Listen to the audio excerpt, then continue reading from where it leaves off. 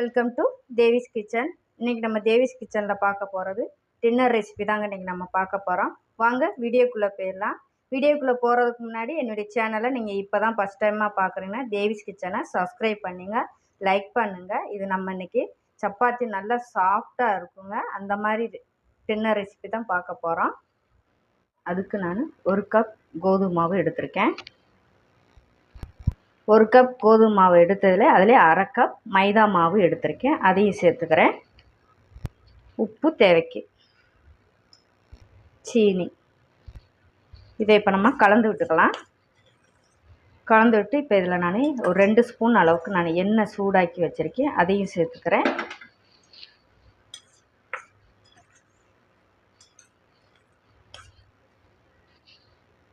சேர்த்துட்டு இப்போ நான் வெதுவெதுப்பான தண்ணி நான் சூடாக்கி எடுத்திருக்கேன். இப்போ கொஞ்சம் கொஞ்சமாக ஊற்றி நான் பிசைஞ்சு எடுத்துக்கிறேன்.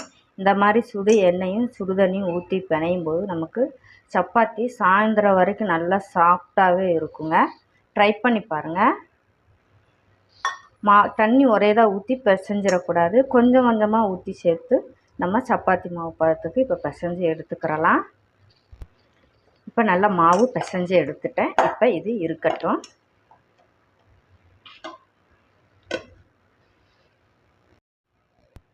இப்போ நம்ம வெஜிடபிள் குருமாவுக்கு இப்போ நான் பச்சை மிளகா, இஞ்சி, சின்ன வெங்காயம், பூண்டு எடுத்திருக்கேன். இப்போ இதை நம்ம இடித்து எடுத்துக்கிறலாம். இப்போ பூண்டை சேர்த்து இடிச்சுக்கிறலாம். இப்போ பூண்டையும் இடித்து எடுத்தாச்சு. இப்போ இதை எடுத்துக்கிறேன்.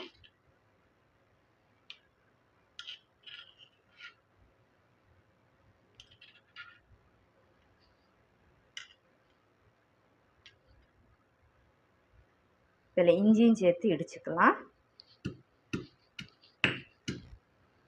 இப்போ நம்ம இஞ்சியும் எடுத்தாச்சு. இப்போ இஞ்சியும் இடித்து எடுத்துட்டேன். இப்போ அதையும் எடுத்துக்கிறேன்.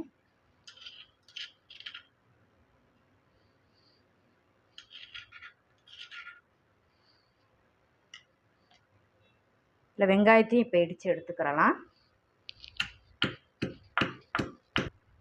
இப்போ இதையும் நம்ம எடுத்துக்கலாம். வெங்காயத்தையும் இடித்து எடுத்தாச்சு.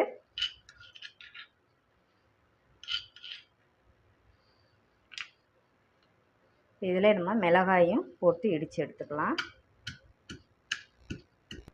இப்போ நம்ம எல்லாம் இடித்து எடுத்துட்டேன். இப்போ நான் வெஜிடபிள் காய், பீன்ஸு, கேரட்டு எல்லாம் கட் பண்ணி எடுத்துருக்கேன். இப்போ அதையும் சேர்த்துக்கிறேன்.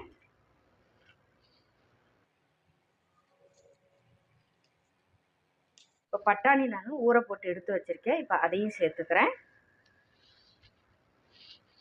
சேர்த்துட்டு இப்போ நான் பெரிய வெங்காயம் கட் பண்ணி எடுத்துருக்கேன், ஒரு தக்காளி எடுத்துருக்கேன். இப்போ அதையும் சேர்த்துக்கலாம்.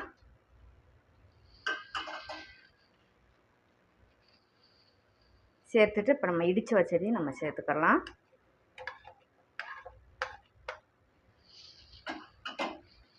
இது கூட மஞ்சள் தூள் சேர்த்துக்கிறேன், தேவையான உப்பு. நம்ம தண்ணி சேர்த்துக்கலாம். இதில் நம்ம இன்னும் கொஞ்சம் தண்ணி சேர்த்துக்கலாம். சேர்த்துட்டு இப்போ நம்ம கலந்து கொடுத்துக்கலாம்.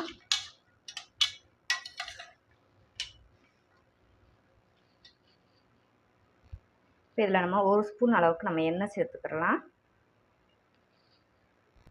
இதை இப்போ நம்ம ப்ரெஷர் போட்டு விசில் விட்டு எடுத்துக்கலாம்.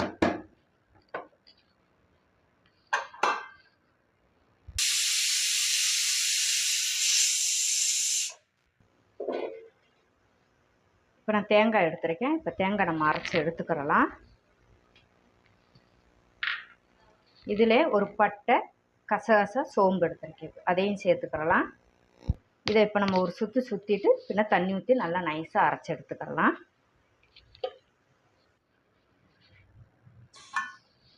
ப்ரெஷர் எல்லாம் போயிடுச்சு. இப்போ நான் திறந்துக்கிறேன்.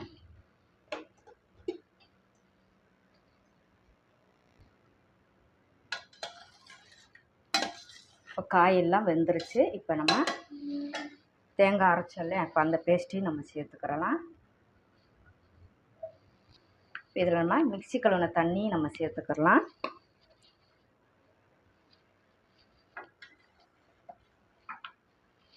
சேர்த்துட்டு இப்போ நம்ம ஒரு கொதி விட்டு நம்ம இறக்கிக்கலாம். இப்போ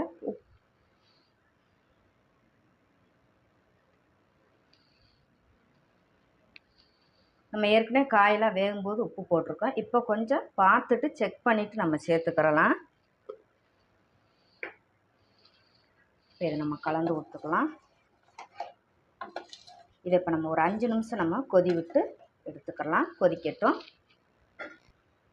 இப்போ நல்லா கொதிக்குது. இப்போ நம்ம இறக்கிக்கிறலாம். தேங்காய் ஊற்றிட்டு ரொம்ப நேரம் நம்ம கொதிக்க விட வேண்டாம். இப்போ குருமா ரெடி ஆயிடுச்சு. இப்போ இதை நம்ம தாளிச்சிக்கிறலாம் லைட்டாக.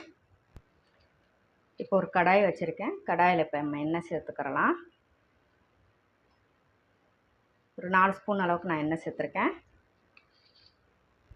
எண்ணெய் சூடானது இப்போ 2 ஏலக்காய், கிராம்பு, பட்டை, கல்பாசி எடுத்துருக்கேன். அதையும் சேர்த்துக்கிறேன்.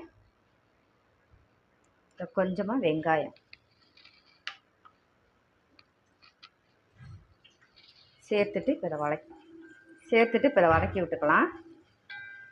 இப்போ வதக்கியாச்சு. இப்போ இதில் நம்ம கிரேவியை சேர்த்துக்கலாம்.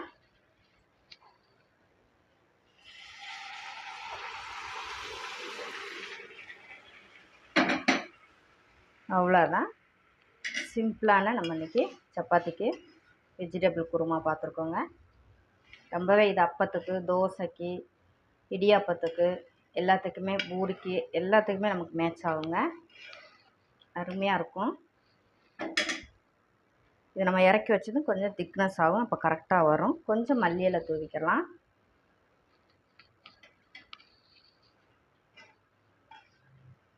இப்போ வெஜிடபிள் குருமாவும் ரெடி ஆயிடுச்சு.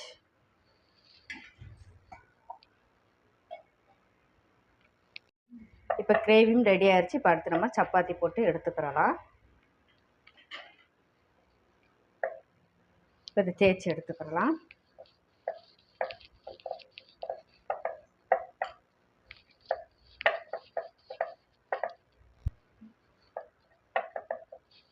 இப்போ இதை நம்ம சப்பாத்தி போட்டு எடுத்துக்கிறலாம். இப்போ எண்ணெய் தடவிக்கிறலாம். எண்ணெய் தடவிட்டு இப்போ நம்ம சப்பாத்தி போட்டுக்கலாம்.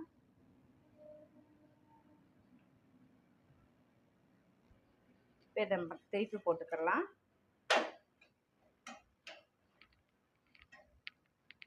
லைட்டாக நான் எண்ணெய் தடவி கொடுத்துக்கிறேன்.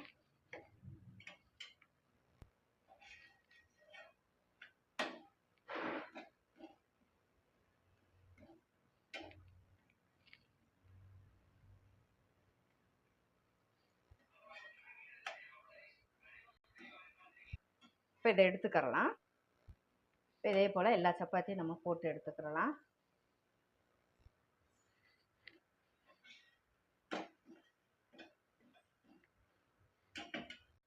இப்போ சப்பாத்தியும் ரெடி ஆயிடுச்சுங்க. ஓகே, அருமையான சப்பாத்தி நல்ல சாயந்தரம் வரைக்குமே நமக்கு சாஃப்டாக இருக்குங்க. இன்றைக்கி நான் சொன்ன மாதிரி ட்ரை பண்ணி பாருங்கள். டின்னருக்கு, பிரேக்ஃபாஸ்ட்டுக்கும் நல்லாயிருக்கும், டின்னருக்குமே நல்லாயிருக்குங்க. வெஜிடபிள் குருமாவும் ரெடி ஆச்சுங்க. நீங்களும் இதே மாதிரி டின்னர் ரெசிபி ட்ரை பண்ணி பாருங்கள். வீடியோ பிடிச்சிருந்தா தேவிஸ் கிச்சனை சப்ஸ்கிரைப் பண்ணுங்கள். மறக்காமல் கமெண்ட் பண்ணுங்கள். தேங்க்யூ.